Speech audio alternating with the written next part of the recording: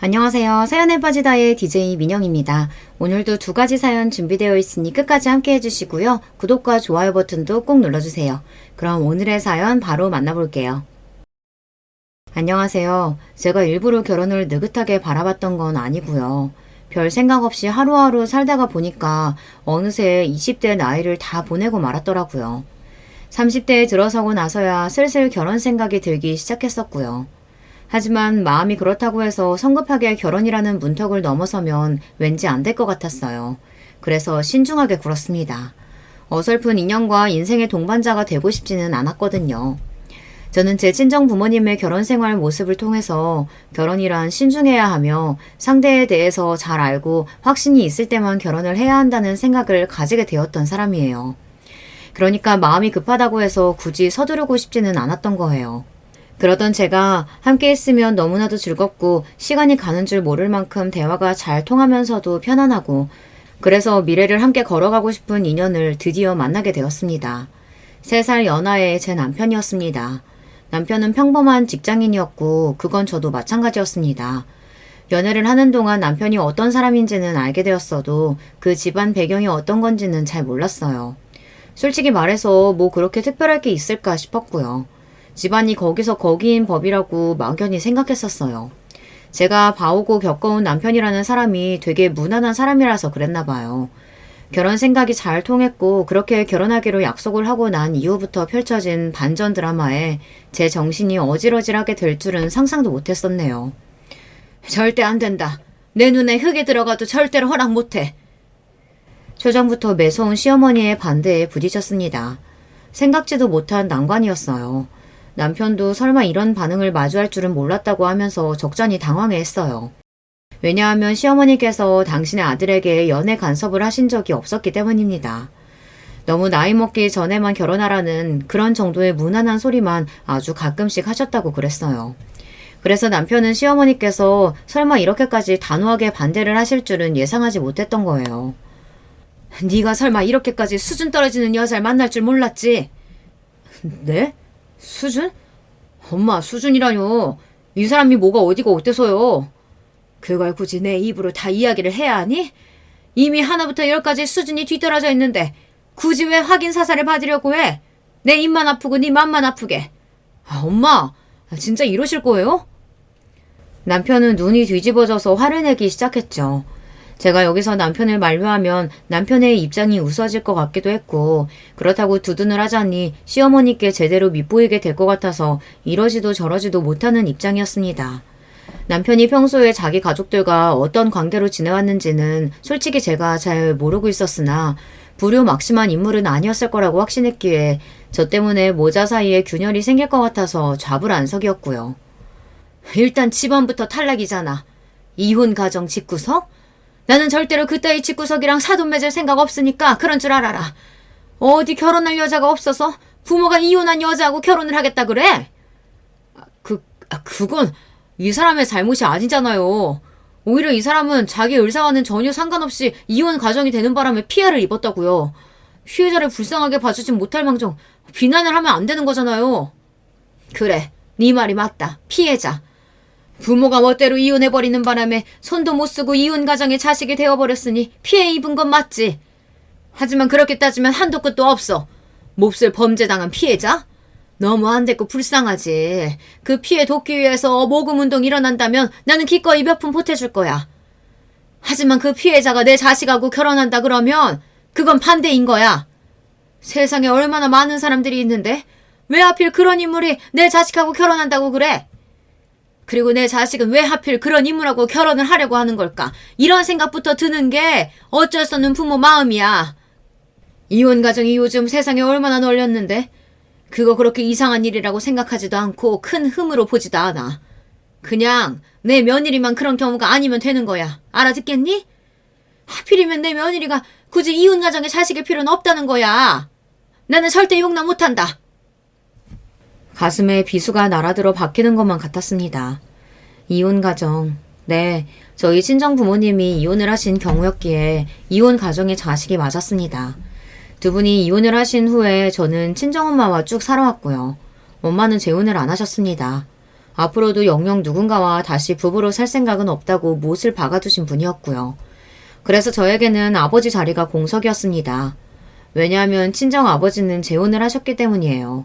새로 가정을 일구셨어요. 당신의 인생에서 엄마라는 여자는 없었던 것처럼 그렇게 여기고 싶어 하셨고요.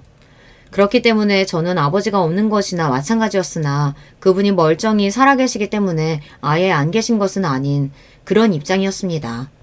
그래서 부모님의 이혼 사실을 결혼할 집안에 숨기는 건 어렵다고 생각했었고 이혼 가정이라는 걸 밝히는 게 무슨 대수겠냐 싶기도 했습니다. 설마 이렇게 트집이 잡힐 줄은 몰랐어요. 너무 상처가 되어서 망연자실했고 남편은 하필이면 이혼 가정의 며느리를 맞이하고 싶지 않다는 시어머니의 뜻이 뭔지는 알겠으나 어쨌든 제가 어렸을 때 부모의 이혼을 겪은 불쌍한 피해자이기 때문에 그런 잣대를 들이미는 건 너무 잔인하고 냉정한 거라며 목소리를 높이고 있었습니다. 남편은 당연히 저희 부모님이 이혼하신 걸 진작 알고 있었으니까 이 문제에 있어서 아무렇지 않았기 때문에 시어머니와 맞선 것입니다. 그러나 시어머니께서는 이제 아예 저를 삿대질하시며 남편을 향해 이렇게 말씀하셨어요. 나이가 많은 것도 마음에 안 들어. 나는 네가 너보다 더 나이 많은 여자하고는 결혼 안 했으면 한다. 연상이 웬 말이야, 연상이? 연상이면 뭐가 어때요? 3살밖에 차이 안 나고 지금도 거의 동갑처럼 친구처럼 지내고 있어요. 결혼해서 나이 들어가면 3살 차이는 아예 안 느껴질걸요? 같이 늙어가는 마당에 그 정도 나이 차이가 무슨 대수겠어요. 또박또박 말 잘하는 남편을 바라보며 시어머니께서는 더욱 내 아들 쪽이 아깝다는 기색이 되셨습니다. 그런 와중에도 저는 신랄한 시어머니의 언변 앞에서 조금도 기죽지 않고 다 받아치고 있는 남편의 놀라운 면모가 외탁을 한 게 아닐까 싶은 생각이 들어서 속으로 쓴 웃음이 나왔고요. 이래나 저래나 두 사람은 서로 닮아있는 부모 자식간이었습니다. 그런 두 사람 사이에 저라는 균열이 끼어든 모양새였고요. 생긴 것도 싹 다 마음에 안 들고 이혼 가정인 점도 마음에 안 드는데 그걸 보완할 만한 장점이 하나 없는 게 너무한 거라는 생각이 안 드니? 확 어리다는 장점이라도 들고 오던가. 심지어 연상이라니. 최악이구나. 연상이라서 더 좋은데요. 엄마, 여자가 남자보다 평균 수명도 길다고 하잖아요. 나이 차이가 많은 것도 아닌데 제발 3살 연상 정도는 너그럽게 봐주세요. 네가 완전히 콩깍시다 씨다 못해 정신이 쏙 빠져버렸구나. 내 눈에는 암만 해도 닳고 다른 여자로 보여. 네? 뭐가 어떻다고요? 닳고 달아요? 바로 그때 시어머니의 입에서 충격적인 표현이 나왔고 저는 심장이 멎는 줄 알았습니다. 남편도 믿기지 않는다는 듯이 계속해서 되물었고요. 시어머니께서는 제 쪽을 흘겨보시며 이렇게 말씀하셨어요. 원래 빼어난 미인보다 저렇게 어설프게 생긴 것들이 남자 더 밝히고 거침없고 수다보는 척하면서 남자들 사이에 잘 들어가는 법이야. 여자들의 세계가 그래. 너는 철저히 닳고 다른 손바닥 위에서 놀아나고 있는 거라고. 너 하나 잘 물어서 시집 잘 가서 자기 팔자 펴보라고 혈안된 저 모습이 네 눈에는 정말 안 보이니? 이 엄마만 저 본색을 알아보는 거야? 나이도 많아서 능청스럽고 다 뻔히 알면서 모른 척 굴고 나는 저런 거 정말이지 별로다. 깨름직해서 너무 별로야. 못난 수준하고는 상종하고 싶지도 않아. 다시 말하지만 이 결혼은 절대 반대야. 그때 저를 바라보시던 시어머니의 눈빛은 하등하고 열등한 걸 바라보는 듯한 그런 눈빛이었습니다. 참고로 시어머니께서는 한두 번 빼고는 직접적으로 저에게 대화를 걸지 않으셨어요. 중간에 바람을 두고서 당신의 온갖 불만 어린 생각을 토해내셨을 뿐이었죠. 그게 더 저를 비참하게 만들었습니다. 상대할 가치도 없다는 듯 혹은 저의 존재가 불쾌하시다는 듯 그렇게 구시는 게 너무나도 잘 보였으니까요. 남편이 머리 끝까지 화가 나서 얼굴이 시뻘겋게 달아올랐고 저는 눈물이 가득 고인 채로 제발 눈물이 볼을 타고 흐르지만 말았으면 해서 간신히 버티고 있었는데 그에 반해서 시어머니께서는 태연자약한 낯빛을 하고 계셨습니다. 마치 주말 드라마 같은 데서 나오는 심보 못된 부잣집 사모님처럼 보이더군요. 아버지는 보나마나 엄마 뜻 따르겠다고 그러시겠죠. 저는 엄마 설득할 수 없을 테고요. 잘 아는구나. 그러니까 이 결혼 포기해라. 내가 머리부터 발끝까지 완벽한 아가씨로 찾아서 소개해줄 테니까 너무 아쉬워하지는 마. 집안까지 당연히 좋은 아가씨로 열심히 찾아봐 줄게. 내가 진작에 이렇게 했어야 되는데. 아휴, 엄마로서 미안하구나. 아니요. 그러실 필요 없어요. 저는 이 사람하고 결혼합니다. 뭐? 너 지금까지 내 얘기 대체 뭘로 들은 거니? 절대 허락 못한다니까. 허락을 받아야만 결혼을 할 수 있나요? 저희는 성인이에요. 그것도 한참 전에 성인이 된 30대 나이고요. 저희끼리 결혼해서 알아서 잘 살겠습니다. 네가 지금 가족하고 연이라도 끊겠다는 거야? 네가 이런다고 해서 내가 마음이 약해질 거라고 생각한다면 그건 착각한 거다. 절대 끝까지 허락 못해. 결혼식도 안 갈 거고 부부로 인정해줄 마음도 없어. 그러시든가 마시든가 마음대로 하세요. 저도 제 마음대로 할 거니까요. 네가 아주 단단히 잘못 돌렸구나. 내가 저 하나부터 열까지 전부 다 못난 능구렁이를 보자마자 정체를 알아보고 불쾌했는데 역시 나였어. 제가 지금 이런 결단을 내린 건 이 사람한테 홀려서 그런 것만이 아니고요. 엄마가 너무 저를 부끄럽게 만드셨기 때문이에요. 엄마가 제 엄마라는 사실이 너무 부끄럽고 수치스러워요. 엄마, 정말 그러시는 거 아닙니다. 그렇게 살지 마세요. 뭐라고? 내가 너를 잘못 키웠구나. 네가 어떻게 나한테 이럴 수가 있어. 너 당장 잘못했다고 빌지 않으면 정말 끝일 줄 알아. 너 그러면 이제 내 자식 아닌 거야? 너 그러고도 살 수 있어? 살 자신이 있는 거 맞아? 도도하게만 보였던 시어머니의 표정이 무너지는 순간이었습니다. 충격을 많이 받으셨는지 나중에는 아예 절규를 하셨고요. 하지만 남편은 결의에 가득 찬 얼굴을 냉정하게 굳힌 채고 저의 손을 잡고서 시댁을 빠져나왔습니다. 제가 어찌할 바를 모르고 시어머니께 인사라도 드리려고 남편의 손에 끌려가면서도 어떻게든 고갯짓을 하며 인사를 남겼지만 저를 향한 분노의 시선을 받아야만 했습니다. 저에게 오만 가지 무례한 지적을 다 하셨던 건 그만큼 시어머니 당신께서는 당당하고 잘나셨다는 것이겠죠. 시아버지께서는 연세가 좀 많으셨어요. 일만 하시느라 앞만 보고 달리시는 게 너무 바빠서 결혼을 늦게 하신 분이었거든요. 시어머니 쪽이 9살 연하였는데 관리를 워낙 잘하신 것인지 동안이셨습니다. 나이보다 훨씬 젊어 보이셨고요. 진짜로 젊었을 적에는 아주 미인이셨다고 합니다. 제가 나중에 사진을 보니 정말로 그러시더라고요. 남편은 약간 개성이 들어간 훈훈한 얼굴이고 시아버지를 더 닮은 편입니다. 대신 체형이 시어머니 쪽을 닮아 호리호리하고요. 남편에게는 형제가 한 명 있었는데 아주버님은 얼굴이 시어머니를 닮아서 잘생겼습니다. 누가 봐도 미남 얼굴이에요. 체형은 시아버지 쪽을 닮아서 다부진 편이었고요. 아주버님은 이미 그때 장가를 드신 상황이었어서 제가 남편하고 사귀면서 결혼 이야기를 주고받게 된 이후 아주버님이 회사에서 깜짝 승진을 이뤄내신 경사가 있었어요. 그리고 승진과 생일이 겹쳤었거든요. 그래서 제가 남편을 통해서 소소한 선물을 아주버님께 챙겨드린 적이 있었습니다. 기대하지 않았던 승진이라 그렇고 마침 또 생일이라 그렇고 두 가지를 동시에 듣게 되니까 왠지 제가 무시하기가 어려워서 큰 건 아니고 적당한 성의 표시가 될 만한 걸 선물로 드렸거든요. 아주버님이 남편을 통해서 정말 고맙게 잘 받았다고 인사를 전해오셨고요.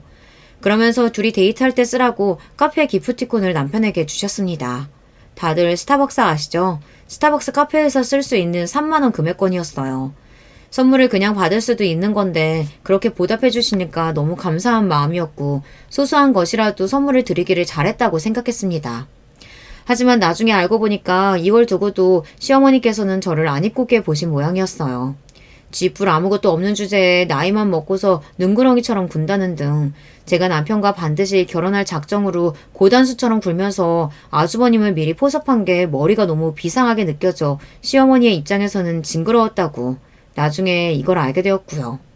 고작 그걸로 제가 아주버님을 포섭했니 어쩌니 했다는 게 제 입장에서는 정말 어처구니가 없을 따름이었어요.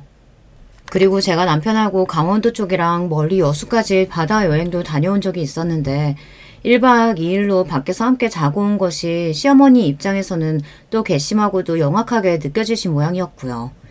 제가 남자를 잘 알아도 너무 잘하는 여자라고 생각을 하게 되셨던 건가 봐요. 그런데 저는 말이죠. 하늘에 맹세코 남편의 집안이 그렇게나 여유로운지 전혀 몰랐습니다. 아주버님께 선물로 보내드렸던 것도 남편과 1박 2일로 놀러 다녀왔을 때도 전혀 상상조차 못하고 있었어요. 이제 본격적으로 양가의 결혼 이야기를 알리고 인사를 드리자고 이렇게 되었을 때부터 그제서야 제가 남편이 어떤 집안에서 나고 자란 인물인지 알게 되었던 것입니다. 시아버지께서 젊으셨을 적 사업을 시작해서 제법 성공 궤도에 올려놓으셨던 분이었고요. 그러느라 결혼도 늦게 하셨죠. 제법 사학가의 면모를 갖추시게 된 다음에는 시어머니 같은 9살 연하의 미인과 결혼을 하실 수 있었습니다. 아들 둘이 태어나고 난 뒤에는 몇 년간 답보 상태에 머물러 있던 사업장에 변화를 꾀하셨고 그때 시아버지께서 정말 큰 성공을 거두셨던 거예요. 그러나 남편이 고등학교에 재학 중일 때 시아버지께서 처음으로 커다란 건강의 문제에 맞닥뜨리셨어요.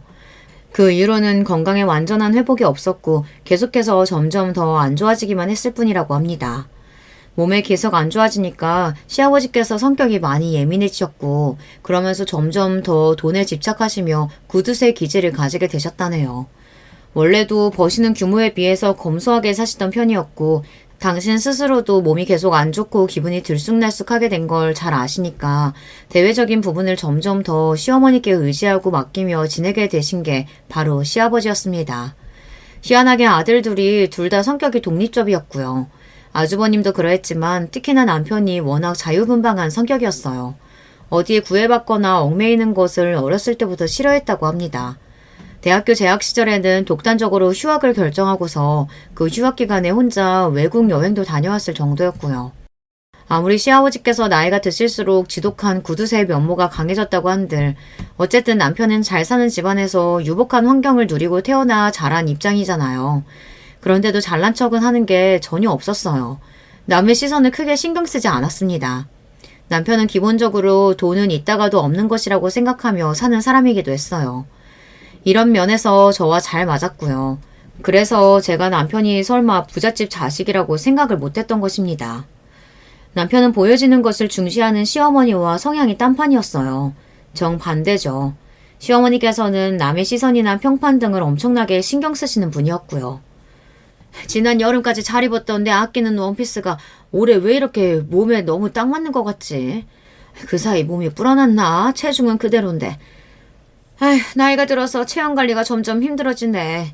오늘부터 당장 식단 조절 들어가야겠어. 나이 먹어서 이제 예전만 못하다는 그따위 소리 내가 들을 수야 없지. 사람들이 그럼 나를 뭘로 보겠어? 시어머니께서는 나이가 들면 떨어지는 소화력에 맞춰서 식단까지 전문가한테 따로 받아다가 드시는 분이었어요. 관리가 철저하셨는데 그 기저에는 당신 스스로를 위하는 마음이기보단 남들이 당신을 어떻게 생각하고 쳐다볼까 그런 계산이 들어있었습니다. 잘난 능력을 지닌 남자의 옆에는 외모가 뒷받침되는 여자가 자리해야 어울리는 한 쌍의 그림이라고 그렇게 생각하시는 편협한 사고방식의 주인공이시기도 했고요. 이런 분이었으니 제가 성에 차실 리가 없었던 것입니다.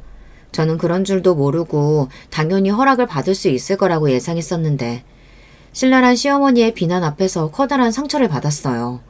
어림도 없었던 인정을 받을 수 있을 거라고 믿었던 제 자신이 비참하게 느껴지기까지 하더군요. 이런 저를 보면서 남편은 너무나도 미안해했고 가족들을 등지는 한이 있더라도 저와 결혼하겠다는 그 결단은 절대 되돌리지 않을 거라고 강조했습니다. 저 때문에 시어머니와 사이가 틀어진 남편이 걱정되고 죄책감도 느껴졌지만 저만 바라보고 나아가는 남편의 모습을 보며 저도 그냥 이 남자만 믿고서 남은 인생을 살아야겠다고 재차 결심하게 되었습니다. 시어머니의 오해와는 달리 저는 남편의 배경을 조금도 탐낸 적이 없었으니까요. 시댁에 후광이 없다고 한들 전혀 상관없었고 남편만 있으면 좋았습니다. 상황이 이렇게 되자 결혼 이야기를 친정 쪽에 먼저 드리지 않았던 것이 탁월한 선택이었다는 생각을 하게 되었죠. 만나는 남자와 결혼 생각이 있다는 것까지만 이야기를 드려놨고 남자 쪽 집안이 어떤 곳인지 그런 것들은 아직 전혀 언급한 적이 없었거든요. 그래서 이렇게 된 이상 굳이 결혼 문제로 시댁과 척을 지게 되었다는 그런 당혹스러운 전말을 친정에 아예 알리지 않기로 했습니다. 멀쩡히 살아계신 시부모님을 두고 안 계시다고 할 수도 없는 노릇이니 사정이 있어서 결혼 문제에 일절 관여 못하시는 것으로 그렇게 남편과 상의 끝에 말을 맞추기로 하였어요. 시부모님이 오래전부터 별거에 들어가셨고 자식들과도 거의 안 보고 각자 알아서 살고 있고 이런 식으로 이야기를 대략 만들었고요. 거짓을 너무 정성스레 꾸밀 필요까지는 없었습니다. 왜냐면 친정이라고 해봤자 주요한 존재는 엄마뿐이었기 때문입니다. 게다가 저희 엄마의 상태는 온전하다고 보기 어려웠죠. 엄마 건강이 별로 안 좋았는데 처음에는 정신적인 부분에서 어려움을 겪으시다가 점차 나이가 드시면서 몸도 같이 안 좋아지기 시작하셨어요. 제가 초등학교 때부터 이미 친정 부모님은 사이가 안 좋으셨는데요. 아버지가 가정적인 것과는 거리가 먼 분이셨어요. 여러 가지로 엄마의 속을 썩이신 분이죠. 술버릇도 고약하셨고요. 다혈질도 심하셔서 수틀리면 무섭게 소리를 지르며 집안의 온갖 물건을 다 집어던지셨고 엄마를 때리기까지 하셨습니다. 그런데 근거리에 친가가 있었던 거예요. 엄마는 결혼을 하신 직후부터 온갖 시집살이란 시집살이는 다 겪으며 사셨습니다. 그것만 하더라도 너무 숨막히게 힘들고 정신병이 걸릴 것 같은데 날이 갈수록 아버지까지 그렇게 되시니까 엄마가 도저히 못 버티셨던 거죠. 제가 중학교에 입학하기도 전에 두 분이 결국 이혼을 하셨습니다. 먼저 이혼하자고 한 거니까 나는 돈 한 푼도 못 줘. 줄 거 없어. 당신이 그토록 원하던 이혼 내가 해주는 입장이잖아. 나한테 고마워해야지. 설마 돈도 챙길 수 있을 거라고 기대한 건 아니겠지? 꿈 깨셔. 저는 인정머리라고는 하나도 찾아볼 수 없는 아버지의 모습에 어린 나이였지만 치가 떨렸습니다. 당연히 아버지와의 정답고 즐거운 추억도 거의 없었고요. 그래서 저는 두 분이 이혼을 하시게 되었을 때 두 번 생각하지 않고 엄마 쪽을 택했습니다. 아버지라는 선택지가 있다는 생각조차 안 들었던 저였습니다. 그러나 똑같은 상황을 겪고 동일한 환경에서 자라왔지만 다른 선택을 하는 경우가 있더라고요. 저에게는 친정 언니가 한 명 있었습니다. 당시엔 중학생이었고요. 저는 무조건 언니도 저처럼 엄마를 택할 줄 믿고 의심치 않고 있다가 뒤통수를 맞았습니다. 나는 아버지하고 살 거야. 너는 엄마 따라가서 살아. 뭐?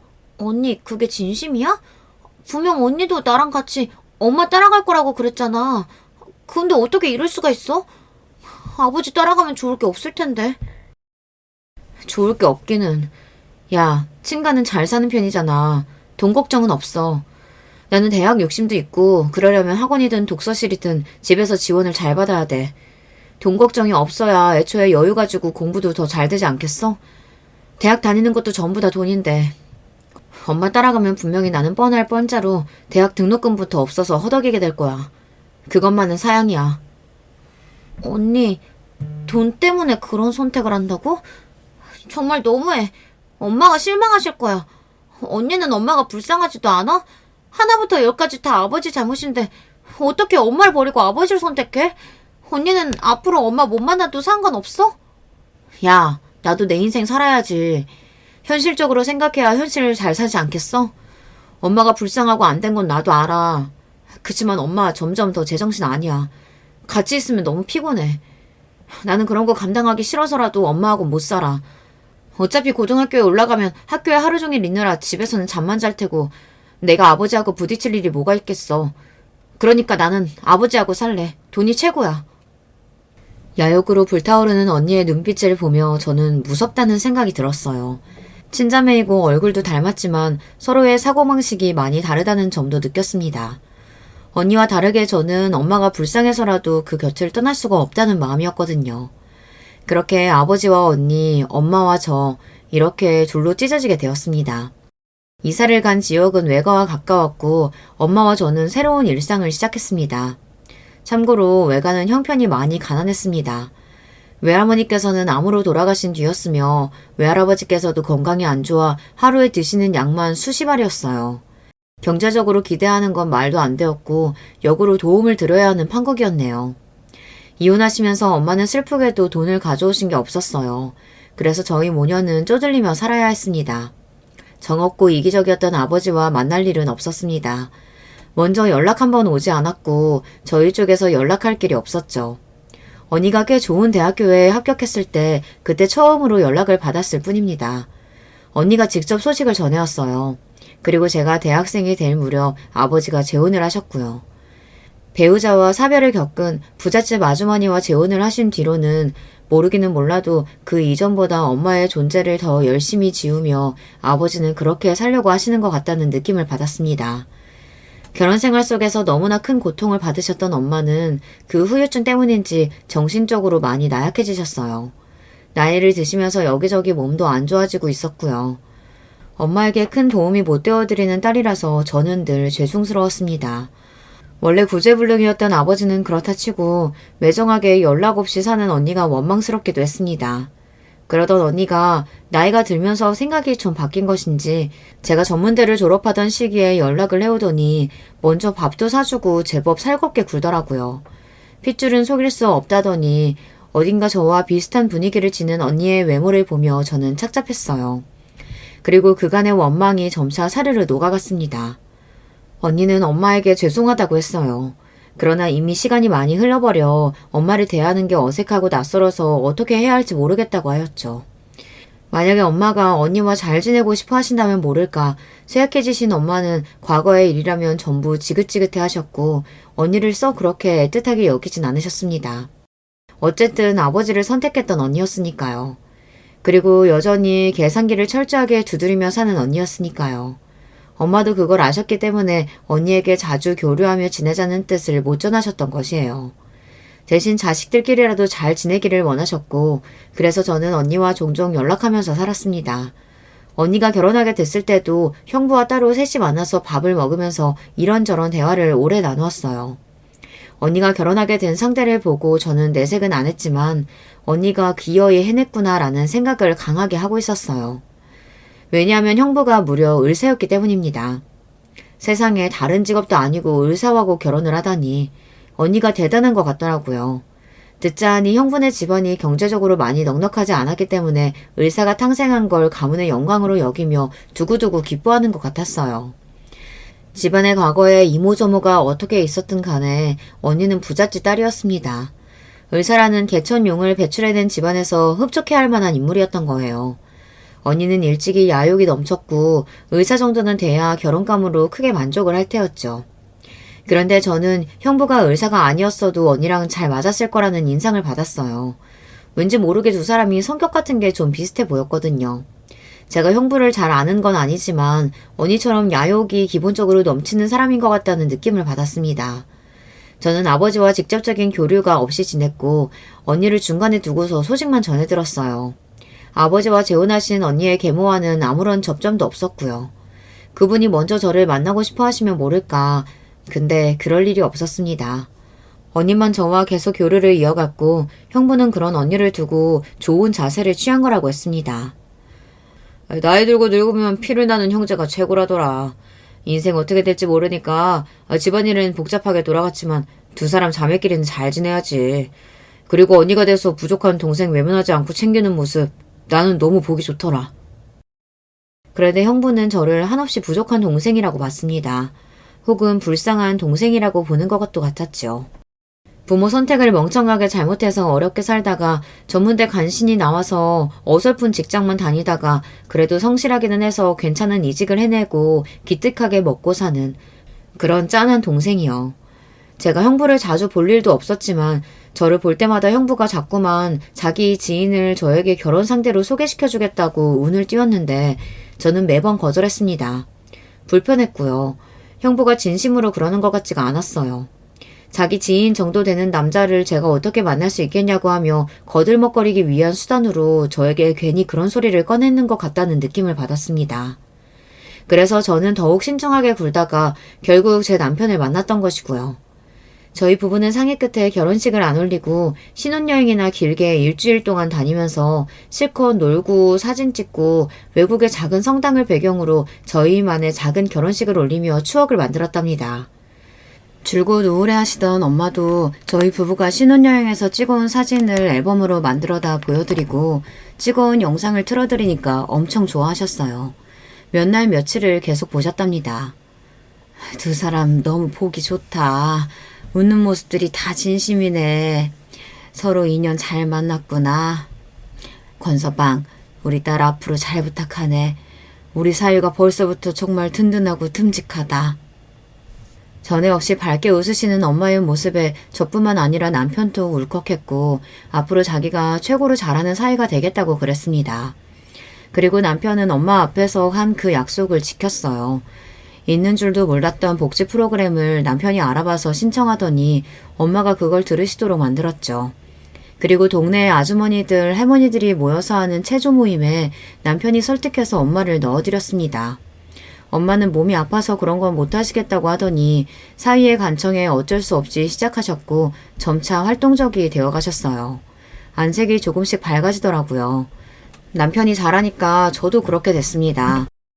남편이 좋아하는 된장찌개 맨날 끓이면서 정성스레 밥 차리고 남편의 취향에 맞춰서 여러 가지 지방 축제도 보러 다니고 그러면서 재미있게 살았습니다. 돈이 얼마 안 되는 저렴한 전시회를 보러 다니는 건 어느새 저희 부부의 일상이었고요. 언니는 저희 부부를 보고 부럽다 하였습니다. 소소한 행복 누리면서 사는 거 좋아 보여. 나는 워낙 럭셔리하게 산 지가 오래라서 그런 소박함 잊은 지 오래잖아. 나도 너처럼 허리띠 졸라매면서 알뜰살뜰하게 살고 정겨운 감성 좀 느껴봤으면 좋겠다. 게다가 나는 시댁도 있어서 시댁 챙기느라 얼마나 귀찮은지 몰라.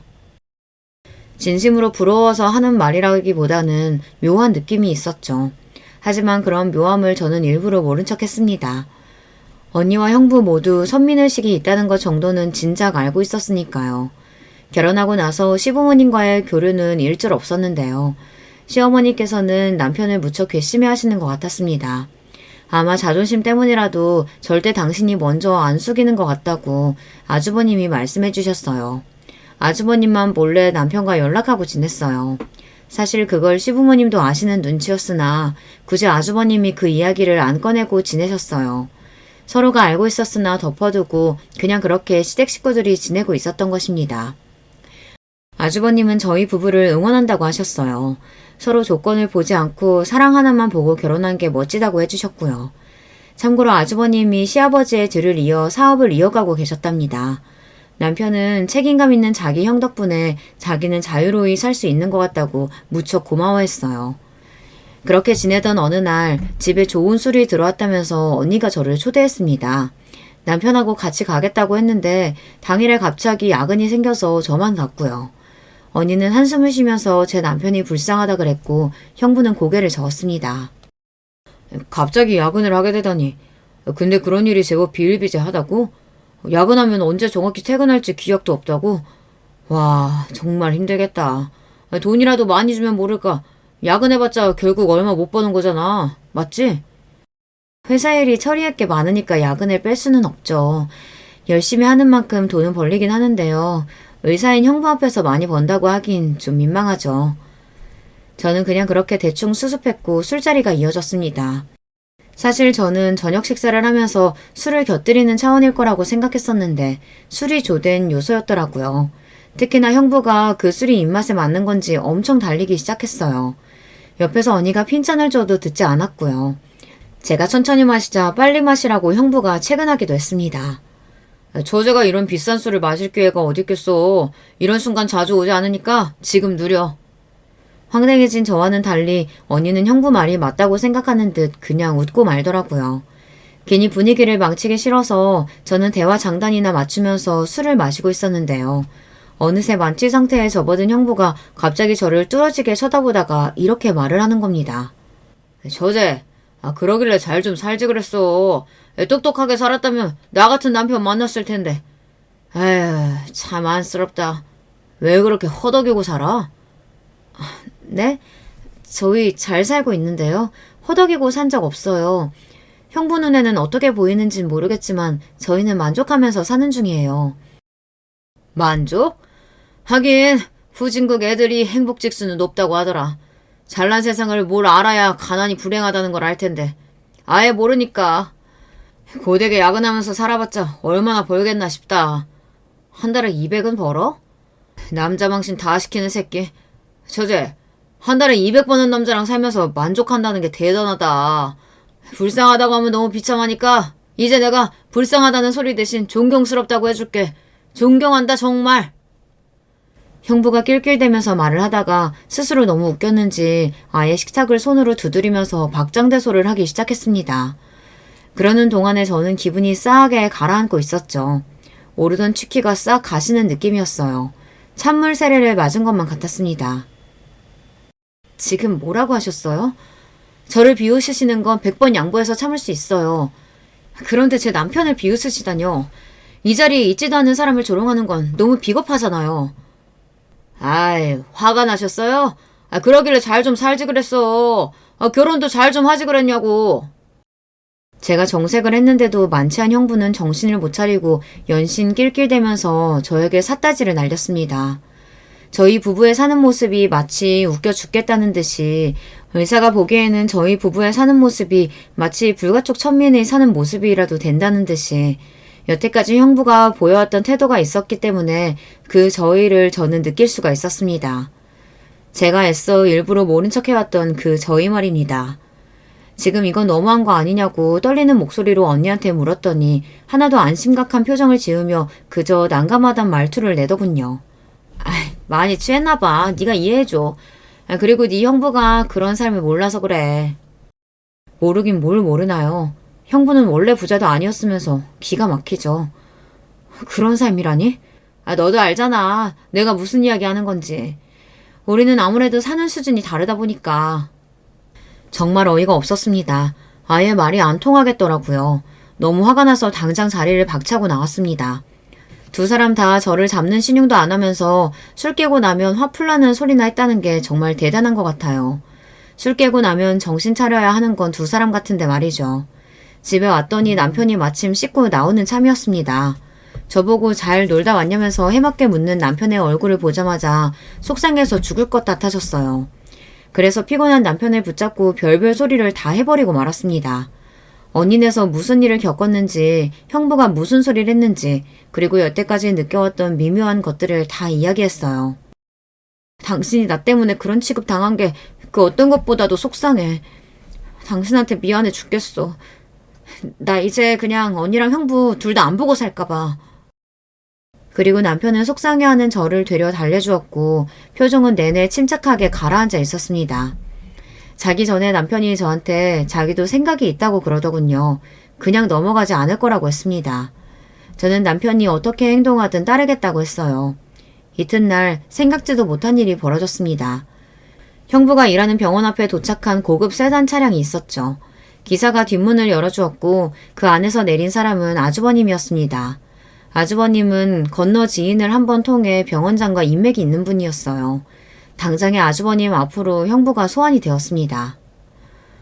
이렇게 군우게 유치하더라도 별 수 없어. 내가 참을 수가 있어야지. 당신 뭐야? 어? 당신이 뭔데 내 하나뿐인 동생을 무시해? 의사 나부랭이 주제.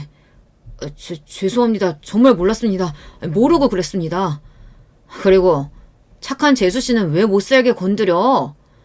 정말 죄송합니다. 앞으로 절대 안 그러겠습니다. 제가 잘 모르고서 실수를 했습니다. 자신이 의사라는 사실에 자부심이 하늘을 찔렀던 형부는 기세가 드높은 아주버님 앞에서 단번에 나부랭이 취급을 받고 깨갱 꼬리부터 말았습니다. 형부가 병원 사람들이 보는 앞에서 개망신을 당하고 식은땀을 흘리고 있을 무렵 저는 언니를 만나고 있었습니다. 연차를 쓰고 쉬는 날이었기에 아무래도 언니와 제대로 대화를 나눠보고 단판을 지을 생각이었거든요. 결의에 찬 표정으로 방문한 저와는 달리 언니는 여유로운 표정이었고 늘 그렇듯 일부러 꾸며내는 우아하고 여유로운 기색을 두고 있었습니다. 저에게 차 한 잔 마시겠냐면서 숙취에 좋은 따뜻한 차를 골라보겠다며 언니가 떠들고 있던 바로 그때였습니다. 예고에 없던 방문객이 찾아온 겁니다. 집에서 출발하기 전 남편에게서 연락을 받고 저는 이 상황을 예상하고 있었기는 했지만 설마 현실로 이뤄질 줄은 확신하지 못했었기에 떨리는 마음으로 문을 열어주었습니다. 야, 너 지금 뭐 하는 거야? 누군 줄 알고 문을 열어줘. 여기가 니네 집도 아닌데. 그치만 이분은 남이 아닐걸? 제가 웃으면서 옆으로 물러났고 늘씬한 몸매가 아니면 소화할 수 없는 명품 원피스를 차려입고 마찬가지로 명품인 티가 나는 손가방을 팔에 걸고서 가짜는 흉내낼 수 없는 고상한 기운을 한껏 두른 그런 분이 안으로 들어섰습니다. 그러자마자 집안을 빠르게 눈으로 훑고 이렇게 말씀하셨죠. 뭐야? 이 돼지우리는. 연예인을 넘어서 흡사 귀족 같은 카리스마를 풍기고 계셨던 그분은 바로 제 시어머니셨습니다. 어머님 오셨어요? 이쪽이 제 친정언니예요. 언니, 이분이 내 시어머니. 뭐? 시어머니라니 그게 무슨 소리야? 네가 시댁이 어딨어? 아, 그게 사연이 좀 있었는데 제가 얼버무리며 시어머니 쪽을 쳐다봤습니다. 시어머니께서는 어느새 천천히 집안을 걸으시며 불쾌하다는 눈빛을 하고 계셨어요. 지나치게 부자인 시댁은 부담스럽다고 우리 며느리가 지레 겁먹고 도망갔지 뭔가요. 우리 아들은 괘씸하게 부모보다 자기 아내가 최고라고 하면서 우리 며느리 따라 나갔고요. 우리 며느리가 제발 마음을 열어주기만을 기다려왔는데 이제서야 며느리의 도리를 하고 살고 싶다며 연락 왔길래 내가 이렇게 여기로 달려온 거예요. 시어머니께서는 연신 못마땅한 눈길로 집안을 훑어보며 언니를 향해 말씀하셨습니다. 언니는 완전히 넋이 나가 있었고요. 부잣집 시댁이라니 왜 여태 이런 얘기 안 한 거야? 내가 언니한테 굳이 다 이야기할 필요는 없잖아. 그리고 언니 자존심에 금 갈까봐 그랬어. 형편 좀 좋은 새엄마 생겼다고 기세등등하고 의사 남편 생겼다고 세상을 다 가진 것처럼 굴고 그러면서 나를 낮잡아봤지. 내가 그런 언니를 다 봐왔는데 어떻게 내가 비교 불가로 대단한 시댁을 두고 있다고 말을 할 수가 있었겠어.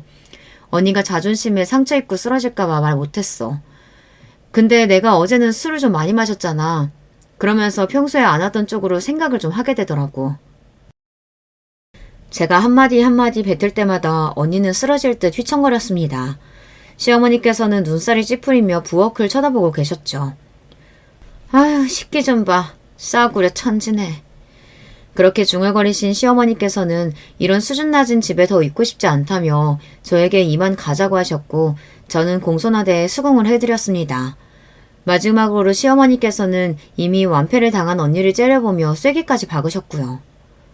아, 저런. 형보다 나은 아우 없다는 건 남자 형제한테만 해당인가? 여기는 언니가 영 못하네.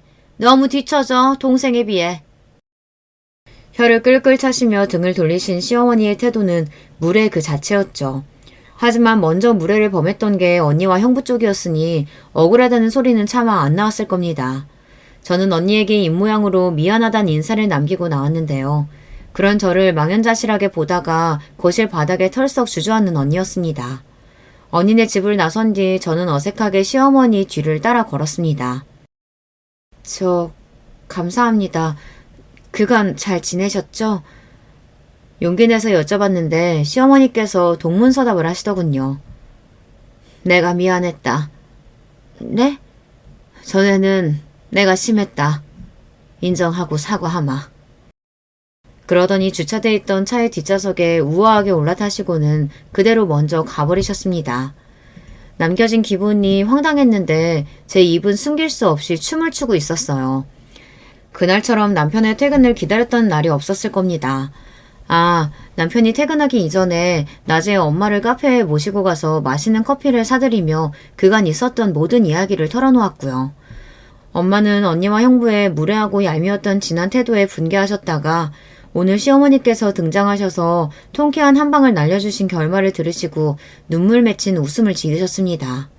엄마와 함께 저녁을 차렸고 퇴근한 남편과 왁자지껄 떠들면서 정다운 식사 시간을 가졌어요. 그제서야 아주버님이 벌이신 놀라운 일을 듣고서 저절로 박수가 나왔고요. 아주버님이야말로 언니 부부에게 저희 부부가 수모를 당했다는 걸 들으시고 분노하시면서 시부모님께 이걸 다 전해드렸다고 저희 부부를 용서하고 받아줘야 한다고 주장까지 하셨던 정말 1등 공신이셨습니다. 너무 감사했죠. 시댁 식구들과 모두 한자리에 모여서 식사를 한 건 그 주의 주말 저녁 때였어요. 시부모님과 아주버님과 형님 그리고 시조카, 저희 부부와 친정엄마까지 모두 모여서 허심탄회하게 이야기를 나누며 밥을 먹는 시간을 가졌습니다. 이게 꿈인지 생신지 분간이 안 가고 긴장도 됐지만 즐겁고 들뜬 기분이었습니다. 결국 시부모님께서는 진심으로 남편을 미워하거나 원망할 수 없었던 자식이 못 이기는 부모셨다는 걸 그 자리에서 저는 느낄 수 있었네요. 지난 일은 다 잊고 앞으로 저는 시댁에 잘하는 며느리가 되어야겠다는 다짐이 들었답니다. 제가 시어머니의 눈높이를 절대 맞출 수는 없겠지만 시작이 반이라고 하니까요. 온통 설렌 기분이었네요. 아, 그리고 언니하고 형부 말인데요. 당연히 납작 엎드렸고요. 저희 부부의 눈치를 보느라 함부로 말 한마디 먼저 못 꺼냈습니다. 내가 그동안 두 사람하고 워낙 친하게 지내고 싶은 마음에 친근하게 굴려고 하다 보니까 의욕이 너무 앞서서 실수를 많이 했던 것 같아. 정말 미안해. 형부가 식은땀을 삐질삐질 흘리면서 자존심 다 젖고 저희 부부 앞에서 누나를 조심스레 굴리던 그 모습은 앞으로 영원히 안 잊혀질 것 같네요. 그날은 저희 부부가 새로 마련한 보금자리에 언니 부부가 집들이 겸 인사를 왔던 날이었어요.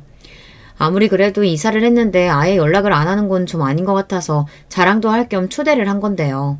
언니는 집을 둘러보더니 계속 얼이 빠진 상태였고요. 형부는 망연자실해 하다가 조심스레 입을 열었던 것입니다. 그 후로도 자꾸만 미안하다고 앞으로 잘해보자고 그랬는데 저희 부부의 반응은 시큰둥하기만 했죠. 갈 때 보니까 언니는 눈물을 찔끔 흘리는 것 같았습니다. 에휴, 그러길래 길고 짧은 건 대봐야 하는 게 인생인데 왜 그렇게 섣불리 두 사람 다 치사하게 굴었던 걸까요? 그 덕분에 앞으로 절대 자만하지 말고 겸손하게 살아야겠다는 교훈을 저는 얻었답니다. 안녕하세요. 저는 유튜브 들어갈 때마다 어떤 사연이 새로 올라왔나 꼭 확인하고 들어보는 사람이에요. 특히나 운전할 때 틀어놓으면 좋더라고요. 차에서 안 틀어놓아 보신 분이라면 한번 해보시기를 제가 추천드릴게요. 학창 시절에 저는 독서하는 것도 좋아하고 애청하는 라디오 프로그램도 늘 2개 정도는 갖추고 있던 아이였죠. 감수성 짙은 학생이었어요. 그러니까 다 큰 어른이 된 지금도 사연에 빠지다 채널 같은 걸 찾아 듣는 거겠지만요. 책에서 접하는 지혜에 따르면 확실히 나이가 든 어른일수록 세상을 많이 알고 성숙했습니다. 하지만 제가 직접 겪은 세상은 꼭 그렇지만도 않았어요. 친정 부모님께서는 다 큰 어른이 되어 서로를 만나셨고 자식도 보신 분들이었지만 서툰 부분도 많으셨고 실수와 잘못을 저지르셨으니까요. 그리고 가장 그런 생각에 확신을 심어주는 존재가 바로 제 예비 시아버지셨습니다. 편의상 예비 시부라고 칭할게요. 예비 시부께서는 사람의 성숙도가 나이에 달려있지 않음을 저로 하여금 깨닫게 해주신 분이셨습니다. 처음 뵈었던 날 넉살 좋게 금세 저를 향해 말씀을 놔주셨는데요. 그 호탕하고 친근하신 모습까지는 좋았습니다. 그런데 저를 어이라고 부르시는 건 좀 아니다 싶었네요. 어이, 우리 창선이를 만나면서 뭐가 가장 좋았어? 창선이 이놈이 자기 형제 중에서 나를 가장 많이 닮은 특별한 놈이라 아주 여러모로 싫어해. 네? 저는 그냥 창선 오빠의 모든 부분이 다 마음에 들었어요. 그러니까 결혼하기로 했죠. 어이, 그런 대답은 필요 없어. 사람이 늘 확실하게 입장 표명을 하면서 살아야 하는 거야. 우리 창선이 놈이 어디가 가장 대단하고 실했는지 그걸 딱 말하란 말이야. 어이, 알겠어? 아버님, 정말 죄송한데 한 가지 여쭤봐도 될까요? 지금 어이라고 하시는 게 그냥 추임새인가요? 아니면 저를 부르시는 방식인가요? 어이, 대답은 뭉뚱그려 하면서 이런 건 또 대단하게 구체적이네? 어이, 그런 것까지는 몰라도 돼. 내가 어이라고 부르든 말든 그건 괴념치 말고 나와 커뮤니티를 하면 되는 거야. 커뮤니티요? 아버님, 혹시 커뮤니케이션을 말씀하고 싶으셨던 건가요? 그냥 대충 알아들을 것이지 왜 집요하게 굴어서 나를 망신을 주려고 들어? 하지만 나에게는 어림도 없어. 나 김호철이는 그런 것을 굴하지 않아. 어이, 내가 바로 남자답기로는 나우나를 2수, 3수 아래로 꺾은 남자야. 네. 저를 어이라고 부르시는 거였군요. 이제 알겠네요. 저에게 질문하신 것에 확신한 답을 드리자면 창선 오빠는 자기 개발하겠답시고 퇴근 후에 영어 공부를 따로 하는 모습이 가장 실합니다. 어이, 너무 이상한 걸 보면서 실하다고 느끼는 거 아니야? 남자라면 그런 것에서 실하면 안 되는데. 둘의 궁합이 잘 맞을지 어떨지 내가 벌써 걱정이 드는구만. 솔직히 말해서 약간 식은땀이 났어요. 저는 그때까지는 제가 별로 당황을 안 하는 스타일이라고 생각했었습니다. 친정 부모님의 이모저모를 보고 자라서 그런 건지 어떤 건지 뭔가 독특한 상황의 흐름에 있어서는 대강 면역이 있었거든요. 그런데 예비 시부께서는 제가 살면서 봐온 그 어떤 유형보다도 모든 면에서 독보적이셨습니다. 예비 며느리의 면접 앞에서 당신의 아들이 실하다더니 어쩌느니 이거 암만 생각해도 좀 조심스러워해야 하는 영역의 이야기 아닌가요? 만약 예비 시모께서 저에게 이런 말씀을 하셨다 해도 제가 당혹스러웠을 텐데 하물며 성별이 다른 예비 시부의 입을 통해서였습니다. 저는 제가 겪은 상황이 진짜인지 의심까지 될 지경이었죠. 그런데 문득 예비 시모의 안색을 살펴보게 되었고 예비 시댁 식구들은 다 이런 상황에 질릴 대로 질려 있다는 걸 알 수 있었습니다. 멀찍이 떨어져 부엌에 계셨던 예비 시모께서 저에게 입모양으로 말씀을 전하시더라고요. 큼지막한 입모양을 통해서 저는 그걸 알아들을 수 있었어요. 그냥 무시하는 게 가장 빨라요. 별로 들을 필요도 없어요. 저는 당황한 상태에서도 착실하게 고개를 끄덕여 드렸죠. 그 다음부터는 예비 시부께서 회개한 말씀을 늘어놓으셔도 귀담아 듣지 않고 한 귀로 슬슬 훌러버리면서 고개만 열심히 끄덕였습니다. 그랬더니 대화가 금세 끝나더라고요. 저는 몇 분 더 이 자리가 이어질 줄 알았기 때문에 기뻤습니다. 예비 시부께서 집 앞 공원에 나가 이소룡 체조를 하시겠다며 휙 나가버리셨고, 저는 예비 시모 그리고 집에서 마치 투명 인간처럼 있었던 예비 시누이와 남겨졌어요. 참고로 이때 급한 사정이 생겨서 다른 곳에 갔다가 급히 오는 중인 예비 신랑은 아직 도착 전이었습니다. 저도 원래 예비 신랑 없이는 예비 시댁에 발을 들이고 싶지 않았고 당연히 기다릴 생각이었어요. 그런데 예비 시부께서 창밖을 하염없이 내다보시다가 저를 발견하시는 바람에 어쩔 수 없이 먼저 발을 들이게 된 것이 전말이었습니다. 그리고는 다짜고짜 1:1 면담을 하시겠다는 예비 시부께 이끌려서 거실에서 독대를 하였던 것이고요. 저는 예비 시부를 직접 겪은 저보다도 더 안색이 파리하신 것 같은 예비 시모와 고개를 절레절레 흔들고 있는 예비 시누와 셋이서 식탁에 앉아서 짧은 단소를 나누었어요. 많이 당황했죠? 그 양반이 좀... 네, 아무튼 좀 그래요.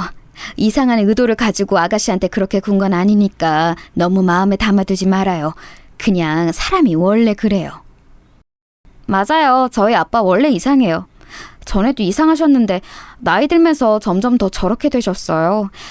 제 생각에는 회사 생활하시면서 뭔가 이상한 분들하고 어울리셨던 게 문제였던 것 같아요.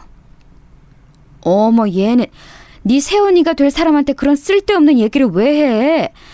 네 아빠가 이상한 분들하고 어울렸던 게 문제라니? 아니야, 네 아빠는 원래 그런 사람이었는데 본색을 감추고 살다가 나이 들어서 서서히 드러낸 것뿐이야. 세상에, 이럴 수가. 이 모녀의 대화도 심상치 않았습니다. 짤막한 대화를 통해서도 예비 시부께서 얼마나 남다른 분이신가를 가늠할 수 있었어요. 저는 애써 표정 관리를 놓치지 않으며 초조하게 예비 신랑을 기다렸습니다. 그러는 동안 5만 가지 생각들이 머릿속을 스쳐가더군요. 가만히 짚어보니까 제가 예비 신랑과 결혼하기로 했던 건 저희 둘 다 결혼하기에 적합한 때여서 그랬던 것 같아요. 둘 다 대학을 졸업한 후에 사회초년생 시절을 거쳐서 나름 안정적으로 자리를 잡은 뒤였거든요. 자연스럽게 서로의 곁에 있는 사람과 결혼해야겠다고 생각이 들었나 봐요. 약 2년에 걸친 연애였고 그 기간 동안 저는 몰랐던 거예요. 예비 시댁이라는 존재가 어마어마할 것이라는 사실을 말이에요. 결혼에 대해서 논의를 한창 하던 시기에 예비 신랑이 사뭇 진지한 얼굴로 저에게 이렇게 말을 했었죠. 하영아, 내가 미리 말해두고 싶은 게 있는데 우리 아버지 있잖아. 보통 분은 절대 아니야. 그래서 우리 엄마가 그동안 마음고생 많이 하면서 살아오셨어. 아무튼 우리 아버지가 예사 인물이 아니시니까 그 점은 확실히 알아둬. 응? 오빠, 그게 뭔 소리야? 뭘 어떻게 해야 예사 인물이 아니게 되는 건데? 성격이 특이하시거나 괴팍하시거나 그런 스타일이셔? 아니면 어머님께서 마음고생하셨다는 걸 보니까 혹시 좀 심하게 가부장적이신가? 정말 안타깝게도 네가 방금 말한 예시에 전부 들어맞는 분이 바로 우리 아버지이셔. 그런데 타고난 성격이 그러실 뿐이지 결코 악의가 있으시다거나 나쁘신 분은 아니니까 너무 안 좋게 보지 말고 오해하지는 않았으면 좋겠다. 내가 부탁할게. 오빠가 그렇게 말하니까 괜히 나 겁주는 것 같잖아. 우리가 결혼하면 내가 이제 며느리가 되는 건데 설마 어머님과 여자끼리 신경전이 있으면 있었지 아버님과 무슨 큰 문제라도 있겠어? 오빠, 괜히 사서 걱정하지 마. 그리고 내가 이미지는 좀 유약하게 보여도 절대 어디 가서 만만하게 당하는 스타일도 아니야. 저는 당시에 예비 신랑이 쓸데없는 소리를 다 한다고 생각했었어요. 왜냐하면 제가 연애하면서 봐온 예비 신랑의 성격은 유약하고 우유부단하면 했지 절대 괴팍한 쪽과는 근접하지 않았거든요. 그 외에 부전자전이라는 말도 있잖아요. 아들은 그 부친을 닮을 수밖에 없는데 제가 겪어본 예비 신랑의 성격이 대체로 유순했거든요. 그러니 그 부친께서 보통 분이 아니셔봤자 뭘 그렇게 보통이 아니시겠나 싶었습니다. 그래서 저는 되려 그때 걱정 어린 기색에 예비 신랑을 달래주기까지 했었어요. 하지만 그건 제가 너무 안일했던 거였죠. 제 오산이었던 거예요. 예비 시댁하고 사는 데가 가까운 것도 아니고 우리 둘 다 직장 다니는 사람들이니까 사느라 바빠서 어차피 예비 시부모님하고는 자주 얼굴을 보거나 맞부딪힐 일도 전혀 없을 거야. 2년 가까이 오빠하고 사귀면서 예비 시부모님의 얼굴을 뵌 적은 없었잖아. 결혼하기 전부터 굳이 걱정할 필요는 없지. 그리고 시간이 흘러 예비 시댁에서 홀로 예비 시부를 맞닥뜨린 저는 은은한 충격 속을 헤엄치고 있었던 것입니다. 뒤늦게 도착한 예비 신랑이 전에 없이 어색하게 웃는 저의 인매를 보고 바로 눈치를 챘는지 한숨부터 쉬더라고요. 그날 둘이서 심도 깊은 대화를 나눴었지요. 그만큼 예비 시부께서 저에게 너무 강한 인상을 남기셨던 거예요.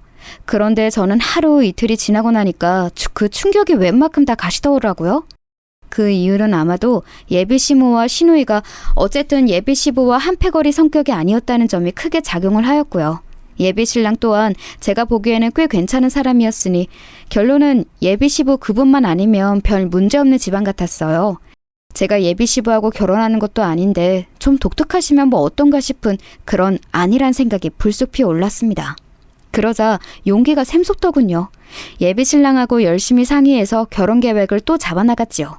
다시 며칠 뒤 제가 예비 신랑하고 데이트를 하다가 그 예비 시댁 근처 동네까지 간 김에 예비 시누이와 연락해서 셋이 카페에서 대화 나누면서 간단히 시간을 보냈어요. 어차피 결혼 이야기가 오가고 있는데 친하게 지내면 좋잖아요. 그래서 저는 제법 적극적으로 예비 시누이에게 좋은 인상을 심어주려 그날 노력을 했습니다. 그런데 의욕이 좀 과했던 것 같아요. 예비 시누이가 도중에 휴대폰을 확인하더니 헐, 아빠가 저 어디냐고 카톡 보냈네요? 여기에 있다고 할까요? 아님 말까요? 그냥 다른 핑계 대는 게 낫겠죠? 이런 말을 하길래 제가 난데없이 용기를 내고 말았습니다. 아니, 그건 용기라기보다는 도전정신 혹은 투쟁정신이었던 것 같네요. 아주 의연하게 예비 신우에게 눈빛을 보내며 턱짓을 했죠. 예비 시부께 이곳 이야기를 드려도 좋다는 신호였습니다. 왜 말로 하지 않았는가 하면 옆에 예비 신랑이 있기 때문이었어요. 지레 겁먹고 득달같이 반대할까봐 제가 몰래 그랬던 것이죠.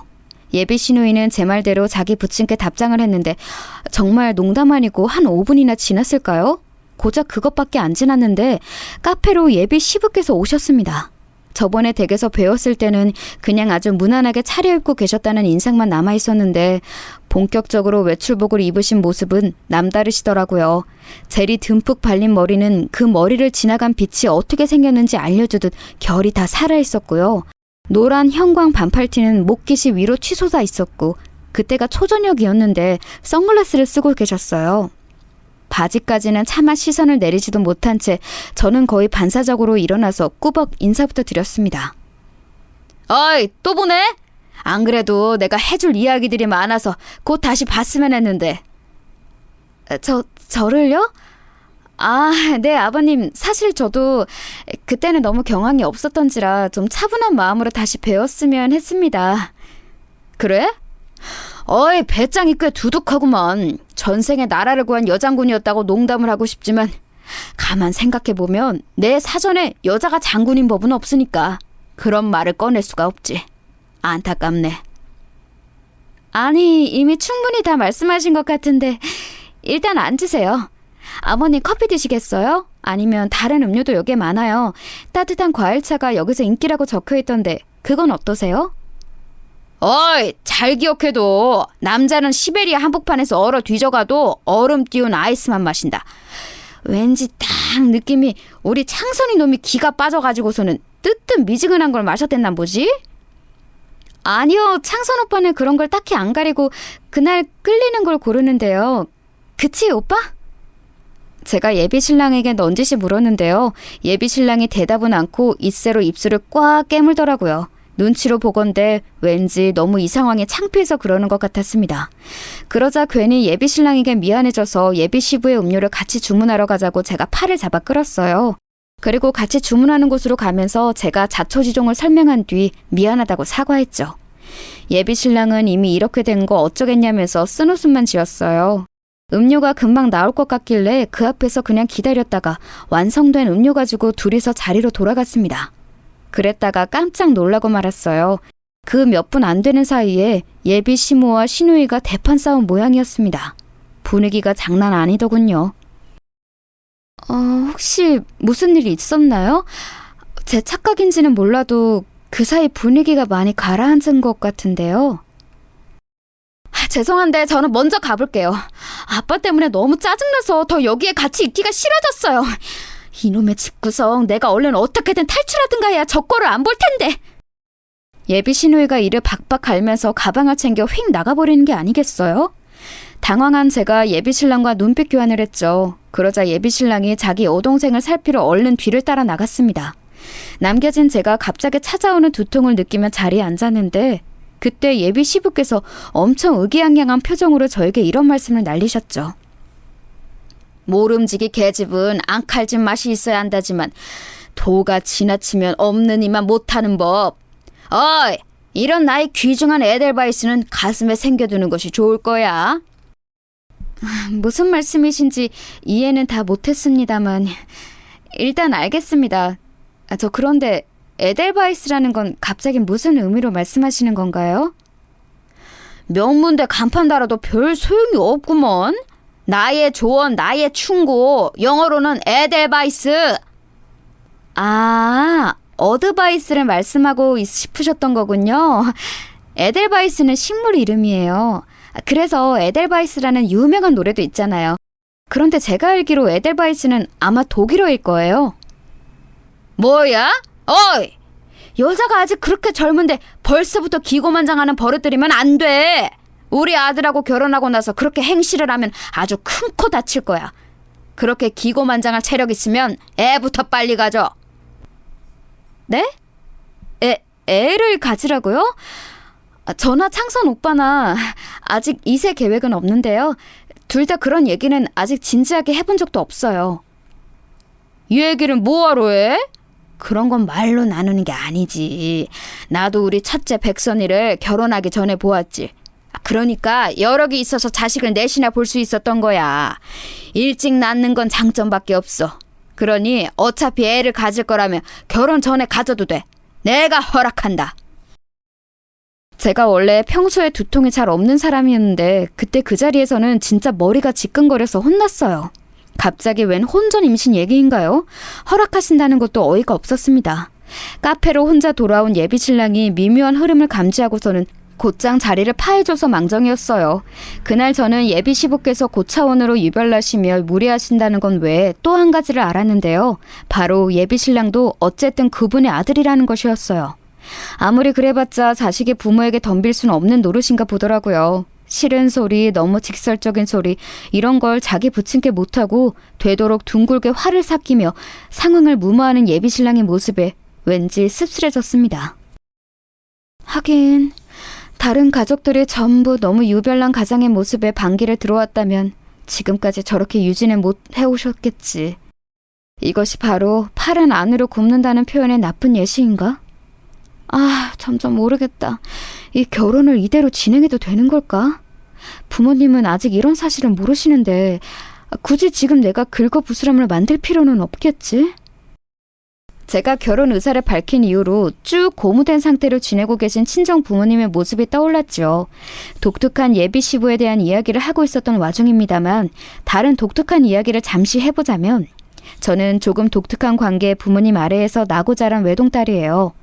어떻게 독특한가 하면 저희 친정 부모님께서는 별거도 해보셨고 이혼도 해보셨는데 결국 돌고 돌아서 다시 부부로 살고 계신 분들이에요. 독특하다고 칭할만 하죠. 맨 처음에 두 분이 갈등을 시작하시게 된 계기가 바로 친정아빠의 바람이었습니다. 그것도 친정엄마의 고향 친구분이 상대였어요. 알고 보니까 그 친구분께서는 옛날부터 속으로 저희 친정엄마를 싫어하고 계셨고 나쁜 심리로 저희 친정아빠께 일부러 접근해서 꼬드기며 여러 상황을 만드신 거였죠. 그래서 친정아빠께서는 좀 억울해하셨습니다. 여보, 제발 무작정 오해하지 말고 내 얘기 좀 들어줘. 당신 친구라는 그 여자가 작정하고서 이렇게 상황을 만든 거야. 넘어갔던 나도 참 못난 놈이고 나쁜 놈이지만 애초에 상황이 안 좋았다고. 지금 그걸 변명이라고 하는 거야? 그 기집애가 작정을 했든 말든 당신이 거기에 넘어가면 안 되는 거였어. 당신은 내 체면에 흠집을 냈고 자존심을 완전히 무너뜨린 거야. 그 기집애가 나를 얼마나 속으로 비웃었을까. 남편 하나 간수 못한다고. 나를 얼마나 우습게 봤을지 그거 생각하면 불에서 미치겠어. 마음 같아서는 그 기집애고 당신이고 그냥 싹 다 밧줄로 묶어다가 동해 앞바다에 던져버리고 싶은 심정이야. 알아? 무슨 말을 그렇게까지 해? 내가 잘못을 하기는 했지만 그게 어디 죽을 죄까지 돼? 그리고 당신도 여기서 아예 잘못이 없다고 할 수 있어? 그게 무슨 얘기야? 설마 내 잘못이라도 있다는 건 아니겠지? 당신이 일말의 양심이라도 있다면 감히 그런 얘기는 못할 거라고 믿을게. 애초에 당신이 인간관계만 잘 처신했어도 이런 일은 없었잖아. 그러길래 왜 고향 친구하고 속으로 앙금을 만들었던 거야? 나이가 들어서도 복수하고 싶은 만큼 남한테 그런 표적이 되었다는 게 정상이라고 생각해? 당신이 어렸을 때 얼마나 안 좋게 굴었으면 복수 심리로 배우자인 나에게 접근까지 했겠어? 그래서 지금 내 탓이라고? 바람은 당신이 피워놓고 이게 지금 내 잘못이라는 거야? 정말 비겁하네. 당신은 남자라고 할 수도 없어. 나는 도저히 당신하고 못 살겠으니까 우리 이제 그만하자. 여기서 다 끝내.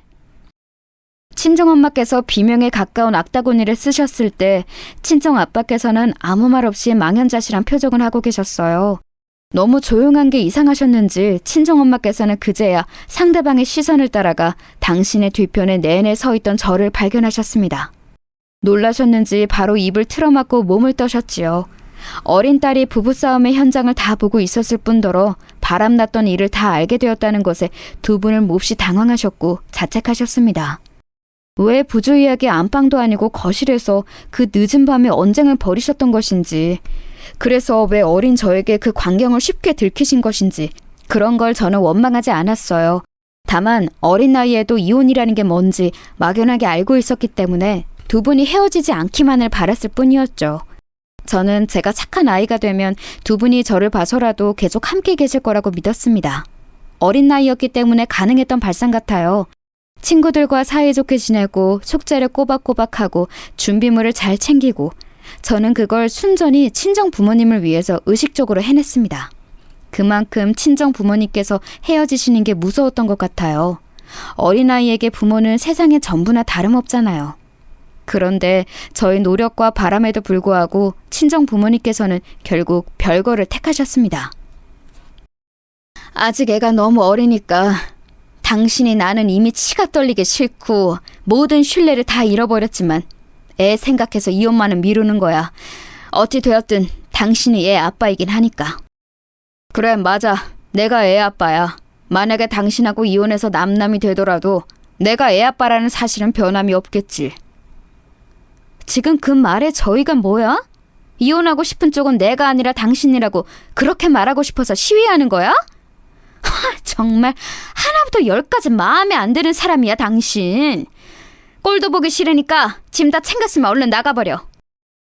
친정엄마께서 화가 나서 주먹까지 불끈 쥐시는 상황이었기 때문에 저는 친정아빠께서 짐을 싸서 집을 나가시는 걸 붙잡고 싶은 충동을 참을 수밖에 없었습니다. 제 인생에서 첫 좌절은 바로 그때였네요. 부모님의 불화를 봉합하지 못한 것, 그것은 저로 하여금 제 자신이 부모님께 큰 의미가 있는 딸이 아니라고 말하는 것 같아서 가슴이 아팠죠. 어린 아이들은 거의 다 그렇잖아요. 부모님이 양쪽 다 온전히 계시지 않는 경우라면 그걸 밝히는 걸 무척 부끄러워하죠. 없는 엄마나 아빠를 지어내기도 하고요. 저도 그랬어요.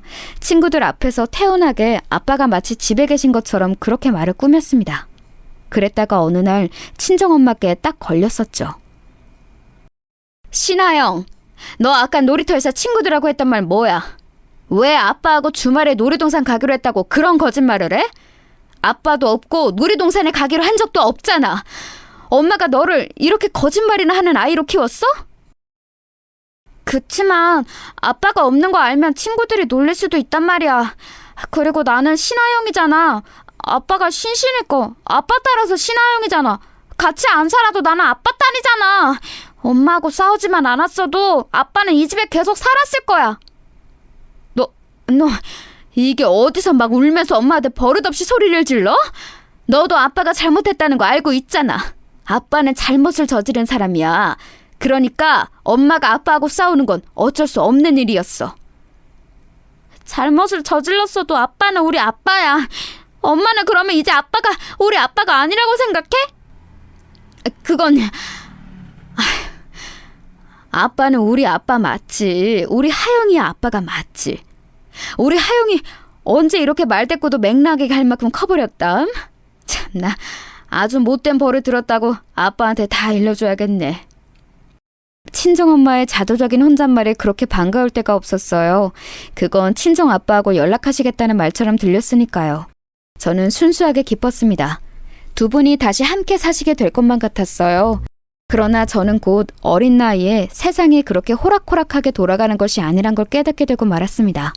저의 말대꾸 그 작은 계기로 친정엄마께서는 약간 마음이 누그러지셨고 어찌되었건 친정아빠는 당신의 남편이자 저의 친부라는 생각을 하셨던 것 같아요. 그래서 과일, 영양제 이런 것들을 사들고 친정아빠께서 혼자 살고 계시는 원룸에 찾아가셨던 겁니다. 한 손에는 커다란 장바구니를 다른 한 손으로는 제 손을 쥐고 계셨죠. 초인종을 누른 건 그럴 수 있는 손이 남아있던 저였어요. 두근거리는 심정으로 문을 열고 나온 친정아빠를 기대했죠. 그런데 문을 열고 저희 모녀를 맞이했던 건 친정아빠와는 전혀 다른 인물이었습니다. 아예 모르는 인물은 아니었죠. 왜냐하면 친정아빠와 바람이 났었던 친정엄마의 고향 친구분이셨으니까요. 무심코 현관문을 여셨던 그분이 놀라 굳어버리셨고 친정엄마께서는 장바구니와 저의 손을 동시에 놓으셨어요. 그리고는 그분의 머리채를 잡아채신 뒤 엄청난 난투극을 벌이셨죠. 그분도 반격을 하셨지만 친정엄마의 상대가 되지는 못하셨습니다. 놀란 저는 발만 동동 구르다가 울음을 터뜨렸고 잠시 근처에 외출하셨던 친정아빠께서 돌아오셨을 때는 친정엄마께서 상황을 끝내신 뒤였어요. 그분께서는 머리가 산발이 되어서 쌍코피까지 터시진 채로 바닥에 무릎을 꿇고 눈물을 흘리고 계셨죠. 그 엄청난 광경에 친정아빠께서는 경악을 하셨고 친정엄마께서는 마지막 통보를 남기신 채 저희 손을 잡아 끌고 그곳을 벗어나셨습니다. 당장 이혼해. 공동재산은 전부 다 내 몫이야. 당신이 유책 배우자이고 하영이는 내가 키울 거니까. 의의 없지? 이 쓰레기만도 못한 자식아. 제가 슬쩍 돌아봤을 때는 친정아빠께서 고개를 푹 떨구신 채였어요. 그런데 밖으로 나오니까 구급차 한 대가 가까워지고 있었더라고요. 아마도 크게 다치신 그분 때문인 것 같았는데 그제야 저는 깨달았어요. 친정엄마께서 그분에게 감정적인 보복을 하셔놓고도 그 상황에서 구급차를 부르셨다는 걸 말이죠. 어른의 세계란 무척이나 복잡 미묘하다는 생각을 했었습니다. 그렇게 친정 부모님 두 분은 이혼을 하셨고 제가 다시 친정 아빠를 뵐 수 있는 길은 없었어요. 친정 엄마께서 절대 허락해주지 않으셨기 때문이었죠. 여기서 저희 가족은 영원히 끝일 수도 있었어요. 하지만 두 분의 이혼, 그 이후로 정확히 1년 외할아버지께서 뇌졸중으로 쓰러지면서 상황이 바뀌었어요. 이때가 불과 큰이모께서 교통사고를 당해 대수술을 받으신 지 며칠 지나지 않았던 때였습니다. 외가 식구들이 모두 힘들어했고 외할아버지와 무척 사이가 좋았던 친정엄마께서 그 중에서도 가장 힘들어하셨죠. 엎침 대 덮친 격으로 친정엄마께서는 갑상선이 안 좋다는 진단을 받고 약을 복용하게 되셨어요. 우울해하시는 친정엄마를 보며 저는 제가 도움을 드릴 수 있는 것에 한계가 있음을 깨닫고 있었고요. 제가 100점을 받은 시험지를 보여도 어색하게 웃으실 뿐이었고 편지를 써드려도 어깨 마사지를 해드려도 잠깐 좋아하시는 게 다였어요. 그랬던 분을 움직이신 게 바로 친정아빠이셨습니다. 장일 어른 소식 들은 이후로 내내 당신 걱정을 했어. 힘들어하고 있을 것 같았는데 역시 내 예상대로네. 기운 차리라고 억지로 그러지 않을 테니 밥이나 제때 잘 챙겨 먹어. 불쑥 찾아와서 웬 참견이야? 누가 당신 보고 와달라고 그랬어? 뻔뻔한 것도 정도가 있지. 그 면상을 잘도 나에게 들이밀어? 그래, 욕하고 화내고 실컷 어디 마음대로 해봐. 그런데 내가 사온 밥은 먹고 해. 이거 비싼 거니까 행여나 버릴 생각은 하지 마. 음식 가지고 그러면 천벌받아. 얼씨구, 천벌받을 짓 한 사람이 누군데 나한테 그런 말을 하셔? 친정엄마께서 그러시는 동안 저는 이미 수저를 들고 있었어요. 왜냐하면 친정아빠께서 제 것도 같이 사오셨거든요. 제가 허겁지겁 음식을 먹기 시작하자 친정엄마께서도 못 이긴 척 젓가락을 집어드셨죠.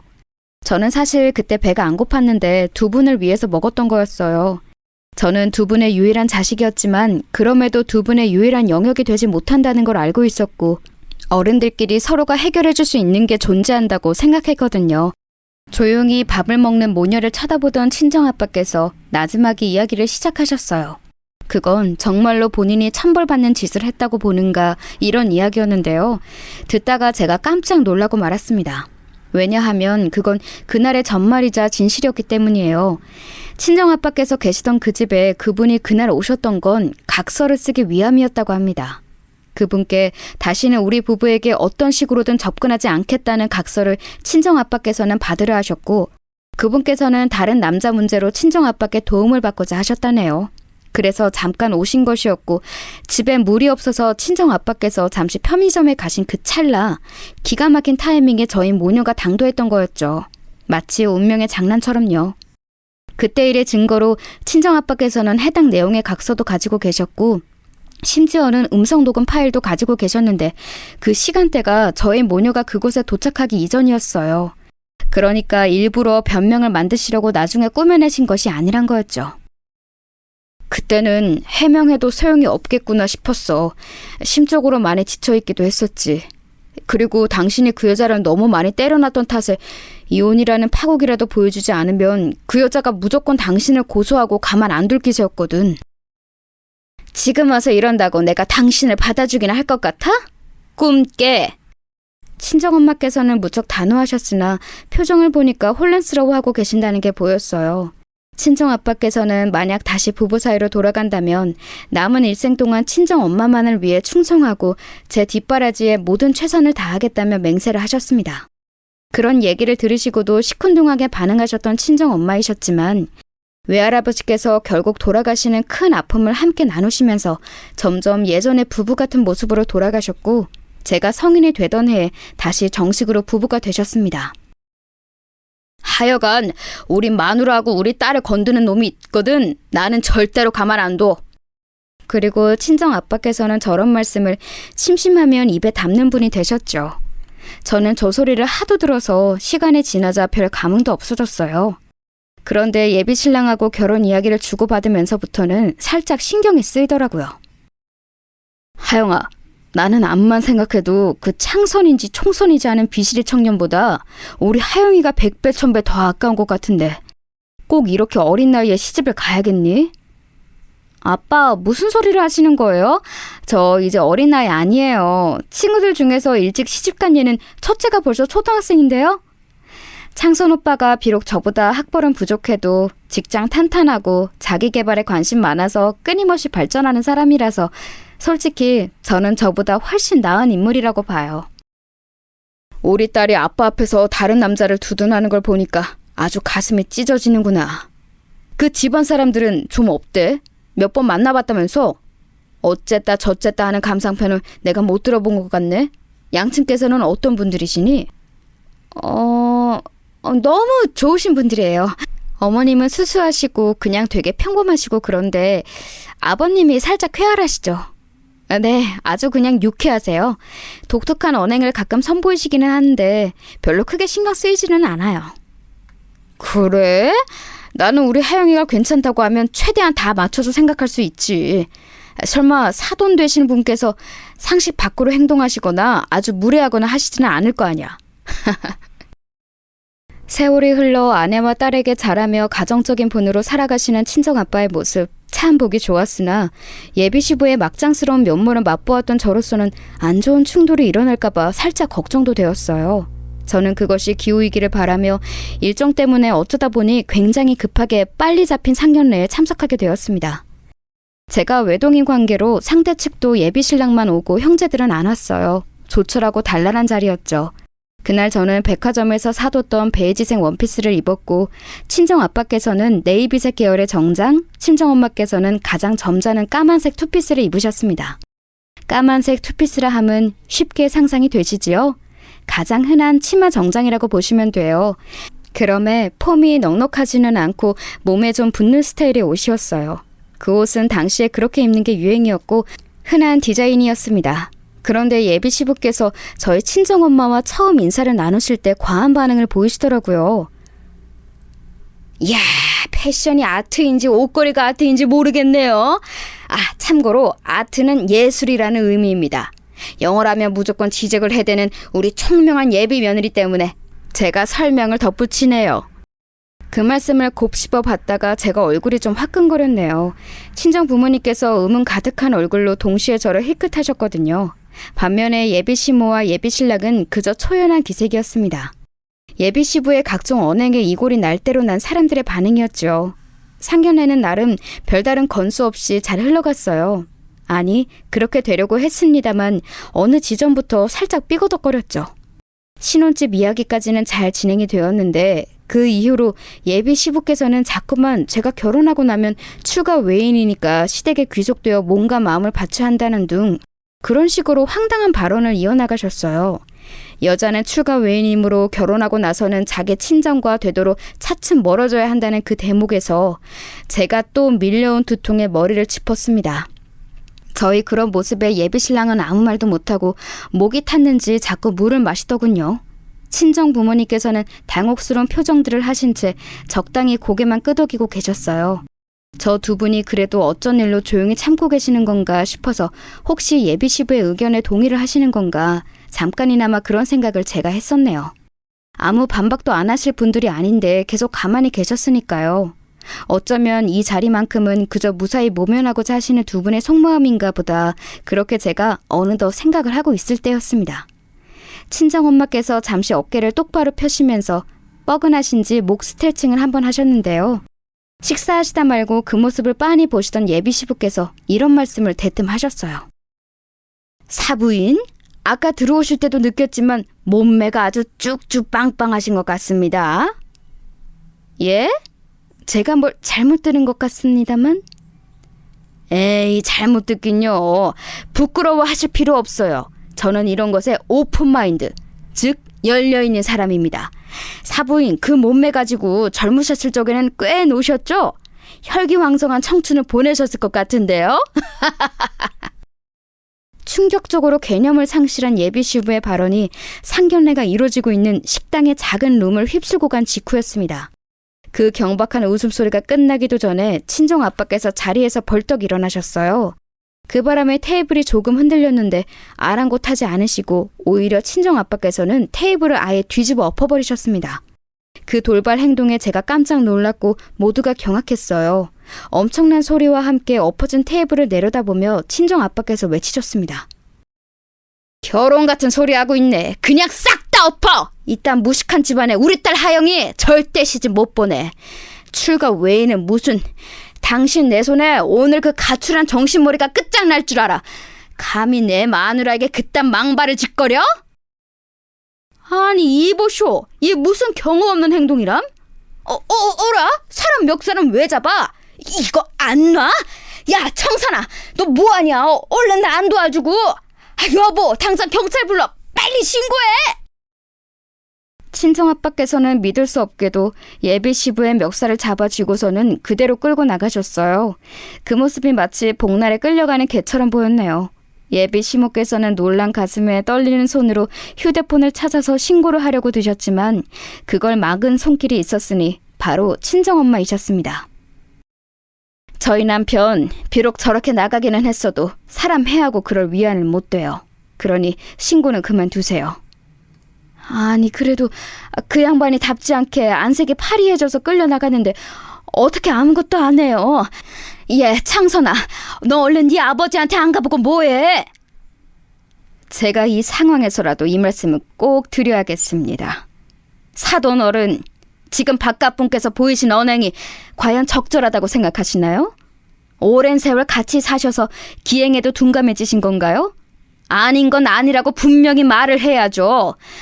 저는요, 지금 저희 딸의 엄마로서 드리는 말씀이 아니라 사돈 어른께 여자 대 여자로서 측은지심이 들어서 이러는 겁니다. 측은지심이라고요? 저한테요? 제가 그 양반이 막무가내인 거, 눈살 찌푸려지게 하는 짓만 골라서 하는 걸, 그걸 감내하면서 살기는 했습니다만 어느 정도 조절이 가능하다고 여겨왔어요. 그 조절 안 되는 거 아시잖아요. 저는 여기 딱 들어왔을 때 두 내외분의 표정이며 분위기를 보고 딱 알았어요. 사돈 어른께서 관성적으로 참고 살아오셨다는 것을요. 같은 기혼 여자니까, 자식이는 엄마니까 저는 그걸 바로 알 수 있었습니다. 사돈 어른, 이 결혼은 없던 일로 하겠다는 말씀보다도 계속 이렇게 사시지는 말았으면 좋겠다는 말씀을 더 먼저 드리고 싶은 제 심정, 부디 잘 알아주셨으면 좋겠네요. 친정엄마께서는 제 손을 잡아 끄셨고 저는 군말 없이 따랐어요.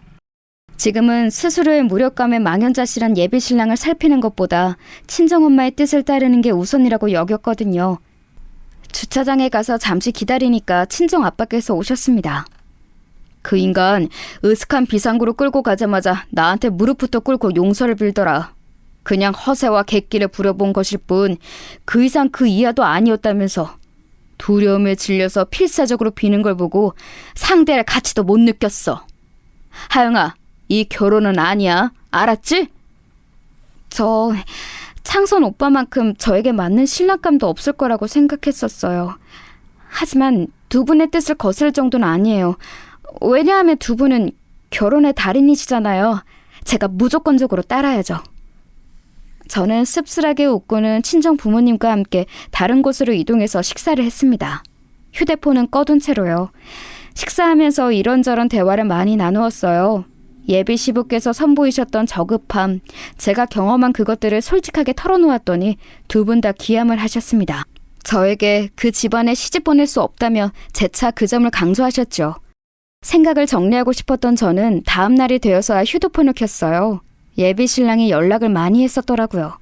미안하다며 기회를 달라는 카톡도 많이 와 있었죠. 저는 예비 신랑과 둘이 만나서 정리를 하는 시간을 갖기로 했습니다. 오빠가 아버님께 아무런 저항이나 반발을 못하는 것 같아서 사실 그간 그런 점 때문에 속으로 많이 생각했었어. 그런데 상황이 이렇게 되니까 역시나 오빠하고 결혼하는 건 너무 나에게 위험 부담이 클 것 같아. 오빠가 나랑 결혼하자고 아버님을 버릴 순 없는 노릇이잖아? 우리는 여기까지인가 봐. 정말 뭐라고 말할 수 없을 정도로 미안하고 민망하다. 그런데 하영아, 그럼 정말 만약에 내가 우리 아버지를 버리면 너하고 결혼할 수 있을까? 결혼 이야기를 꺼내면 꺼낼수록 나는 너에 대한 내 마음을 점점 더 확신하게 되었어. 나 때문에 그럼 가족을 저버리겠다는 거야? 오빠, 그건 믿어지지도 않을 뿐더러 내가 너무 부담스러운데? 사실 어머님께서 그날 해주신 말씀을 듣고 우리 엄마도 생각을 많이 하셨나 봐. 아버지하고 거의 전쟁 난 것처럼 싸우고 계시는데 여태까지는 이런 적이 없었거든. 엄마도 우리 형제들도 모두 아버지에게 순응하고 적당히 무시하는 게 무조건 해결법이라고 여겨왔으니까. 그런데 지금은 달라. 아무래도 두 분이 갈라설 수도 있을 것 같아. 그 말 듣고 제가 소스라치게 놀랐습니다. 그 유별나게 오만하신 예비 시부께서 이혼을 당하시는 그림이 안 그려졌거든요. 과연 실현이 될까 싶었어요. 그런데 되더라고요. 세상에 정말로 두 분이 이혼을 하셨어요. 그 엄청난 실행의 비밀에는 바로 예비 신랑을 포함한 자식들이 전부 모친의 편을 들면서 부친을 저버린 게 있었습니다. 마누라와 자식들에게 팽 당하신 그분께서는 자존심 때문에 이혼 도장을 확 찍어버리셨죠. 그 후 몇 달이 지나자 후회가 되셨는지 눈물로 재결합을 호소했지만 거절당하셨고 성질이 뻗치셨는지 음주운전을 하다가 사고를 크게 내셔서 재판까지 받으셨어요. 저는 예비 신랑과 헤어졌었죠. 그랬다가 무려 1년이 지난 끝에 서로를 아직 잊지 못했음을 인정하고 다시 만났습니다. 그리고 이번에야말로 제대로 된 결혼에 꼴이 날 수 있었죠. 시어머니께서는 제 친정 부모님을 당신의 인생 조언사들로 삼으셔서는 무척 잘 지내신답니다.